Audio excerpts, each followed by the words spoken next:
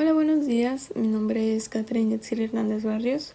Actualmente estudio en la Universidad CNSI Online en la modalidad de Ingeniería y Tecnologías Computacionales. Mi matrícula es AL072709 y a continuación voy a contestar una serie de preguntas relacionadas a la materia de Administración de Base de Datos. Pregunta número 1.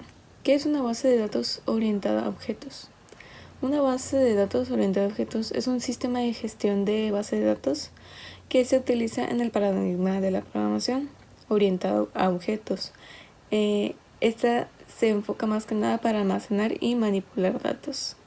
En este mismo enfoque, los datos se representan como objetos que contienen tanto la información almacenada con los métodos o con las funciones que se pueden operar sobre estos datos. Pregunta número 2. Diferencia entre clase y objeto con ejemplos de la vida real. La clase es una plantilla o una definición que describe los atributos y comportamientos comunes que tendrán los objetos en un determinado tipo.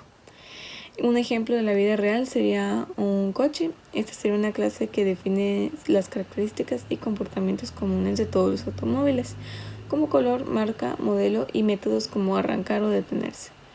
Y el objeto es una instancia particular de una clase.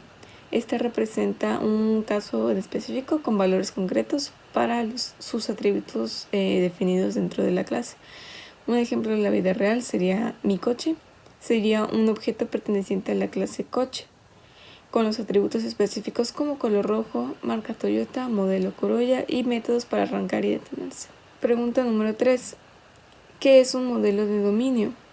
Un modelo de dominio es una representación conceptual y visual de las entidades y las relaciones entre ellas dentro de un área de interés específica.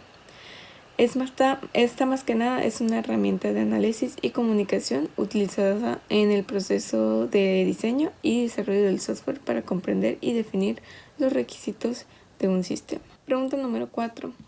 Dentro del proceso del modelado de datos en una base orientada a objetos se encuentra el mapeo de datos. Menciona los términos que son necesarios para describir las características de una clase.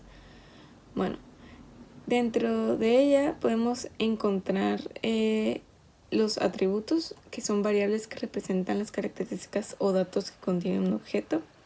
Los métodos, que son sus funciones o procedimientos que operan con los objetos de la clase y que permiten realizar acciones específicas.